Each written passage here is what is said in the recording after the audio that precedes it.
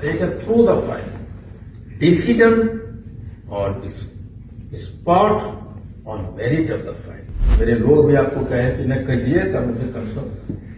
I don't want any guys, गलती मैं कराऊं, सजा आपको मिले, मैं नहीं चाहता। जब तेजस्वी जी ने कहा था कि हम हर घर नौकरी देंगे तो सभी ने कहा भाई मजा है, लेकिन मेरे लिए बड़ा ये मुझे भी नहीं पता कि तेजस्वी ने क्यों कहा, उनका होमवर्क क्या था, लेकिन मैं कह सकता हूं एक घर में एक नहीं 2 नौकरी लग सकती। बिहार में इस वक्त मुख्यमंत्री द्वारा हिजाब हटाए जाने को लेकर मामला लगातार तूल पकड़ता जा रहा है और खासा चर्चा हो रही है उस नेता की जिन्होंने योगी सरकार के मंत्री संजय निषाद पर बीच चौराहे पर खड़े करके पत्थरबाजी करने का बड़ा बयान दिया था। जी हां, हम बात कर रहे हैं सहरसा विधायक और इंडियन इंक्लूसिव पार्टी के अध्यक्ष इंजीनियर IP गुप्ता की, जो इस वक्त खासा चर्चा में बने हुए हैं। लेकिन इस वक्त उनकी चर्चा की वजह बयानबाजी नहीं है, बल्कि उनका अंग्रेजी में बात करना है, जहां पर उन्होंने साफ कह दिया है कि हम किसी को नहीं बख्शेंगे। अगर कोई हमसे ये कहता है कि ये काम हमारे जुरिडिक्शंस में नहीं आता है, तो मैं उन्हें दिखाऊंगा कि कैसे एक विधायक बिहार को सही राह पर लेकर जा सकता है। नमस्कार, मैं हूं शालिनी सिंह और आप देख रहे हैं दर्श न्यूज। बिहार में विधानसभा चुनाव के बाद कई ऐसी टिप्पणियां की गई जिन्होंने पक्ष और विपक्ष दोनों को आपस में आक्रमित किया। लेकिन इस वक्त आपको बता दें कि खासा चर्चा हो रही है बिहार के मुख्यमंत्री द्वारा हिजाब खींचे जाने के मामले को लेकर।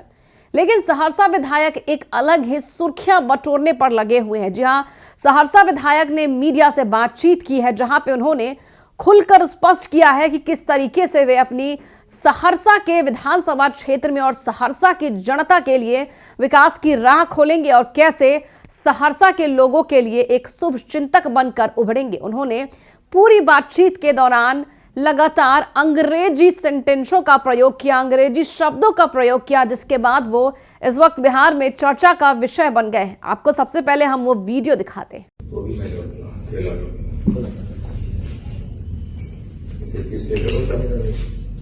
शुरुआत 7 साल से हो रही है, जब तक मेरे बच्चे, मेरी बेटियों, मेरे आने वाले जनरेशन को बचाएंगे। नंबर 1। दूसरा, आप इस बात के सीरियसनेस को समझ पा रहे हैं तो आपके रोंगटे से हट जाए। तो first priority is for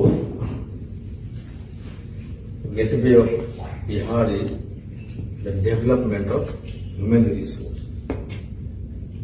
So there is 2 ways to develop a human resource. For me, there are so many, बहुत सारे क्राइटेरिया उसमें, एजुकेशन है, फिजिकल इंडेक्स है, सब कुछ है।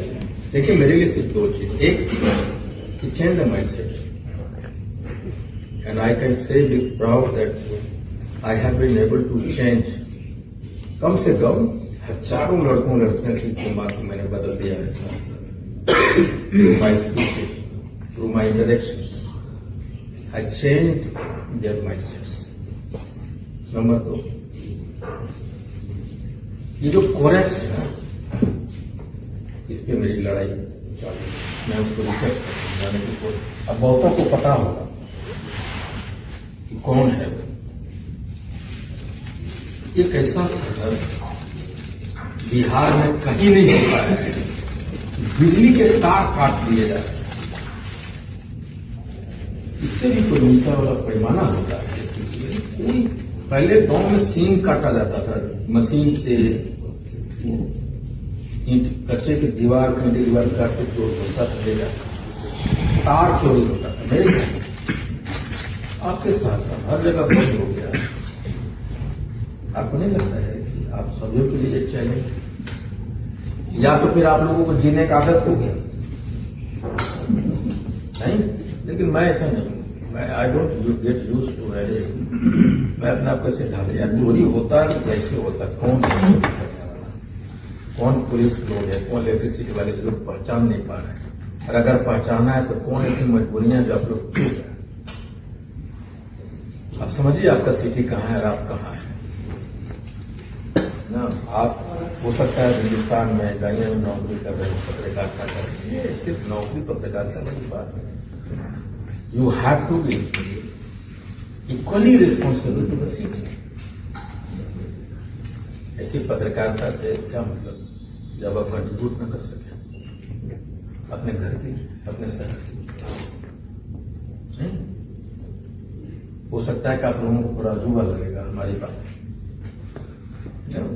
आउट ऑफ बॉक्स बात कर। मैं मेरी शुरू में दो चीज करता हूँ। मैं स्कूल में जाता हूँ, मदरसा में जाता हूँ, नौजवानों से लोग से बात करता हूँ, भाई क्या बनना चाहते।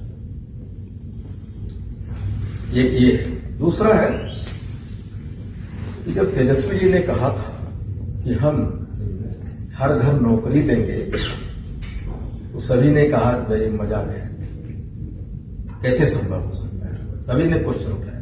लेकिन मेरे लिए बड़ा ये है, मुझे भी नहीं पता कि तेजस्वी ने क्यों कहा, उनका होमवर्क क्या था, लेकिन मैं कह सकता हूं एक घर में एक नहीं 2 नौकरी लग सकती है और उसके लिए पैसे बहुत हैं।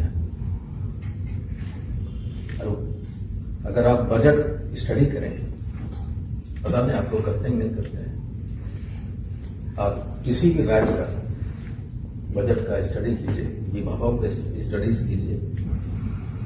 आपके शहर की बात कर रहा हूं, मेरे पास है ना, मैं एक दिन डीएम साहब के साथ बैठा हूँ, अपनी मनसा मैंने प्रकट कर दी।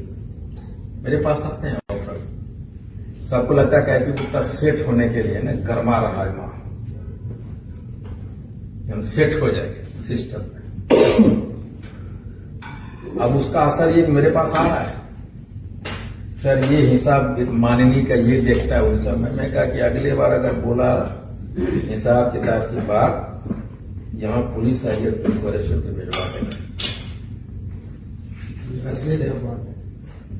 तो देखा आपने कि किस तरीके से सहरसा विधायक अंग्रेजी में बात कर रहे हैं और साफ कह रहे हैं कि to the file throw the file वाली कहानी मेरे साथ बिल्कुल मत करना, कि फाइल को फाइल में पड़े रहने दो और केस को खत्म कर दो, उस केस को सुलझाओ ही मत। ये कहानी मेरे साथ मत करना, क्योंकि जबकि अब मैं विधायक हूं सहरसा का और ये मेरी जिम्मेदारी है कि सहरसा की जनता के लिए मैं ही विकास की धारा बहाऊंगा। एक तरफ आपको बता दें कि महागठबंधन के बड़े चेहरे और नेता प्रतिपक्ष तेजस्वी यादव सत्ता पक्ष पर लगातार एक के बाद एक आरोप लगा रहे हैं। सत्ता पक्ष पर वोट चोरी, ईवीएम हैक और यहां तक कि उन्होंने बिजली की दरें बढ़ने का भी आरोप लगाया है। तो दूसरी तरफ महागठबंधन के ही दूसरे नेता इंजीनियर आईपी गुप्ता लगातार जनता के बीच सुर्खियां बटोर रहे हैं, जनता की भलाई के बारे में सोच रहे हैं। इससे पहले भी सहरसा विधायक अचानक सहरसा सदर अस्पताल पहुंचे थे। वहां उन्होंने डॉक्टरों से, अधिकारियों से, कर्मचारियों से खास बातचीत में कहा था कि अब हम यहां पर ये नहीं सुनना चाहते हैं कि पेशेंट को यहां से वहां रेफर कर दिया जाए, रेफर हम ये नहीं सुनना चाहेंगे। अब बस सरकारी अस्पतालों में काम होनी चाहिए। मैं ये बिल्कुल नहीं सुनना चाहूंगा कि यहां पर किसी पेशेंट को ट्रीटमेंट नहीं दिया गया, किसी प्राइवेट हॉस्पिटल में भेजा गया सिर्फ चंद पैसों के लिए। इसके साथ ही उन्होंने साफ कह दिया है कि या तो सहरसा का सदर अस्पताल हो या विद्यालय हो, मदरसा हो या फिर कोई अन्य जगह, जब तक आईपी गुप्ता वहां के विधायक है वो सहरसा की जनता को किसी भी प्रकार का समस्याओं का सामना नहीं करने देंगे। उन्होंने साफ कह दिया है कि मैं उन नेताओं में से नहीं हूं जो केवल सत्ता पक्ष पर इल्जाम लगाएं, मैं उन नेता में से हूं जिन्हें एक भी मौका मिलता है जनता की भलाई करने का तो मैं सबसे आगे वहां पर खड़ा रहूंगा। फिलहाल के लिए इतना ही। बने रहे हमारे साथ और देखते रहिए दर्श न्यूज। लेकिन आप अपनी राय हमें कमेंट बॉक्स में लिखकर जरूर बताइए। देखते रहिए दर्श न्यूज।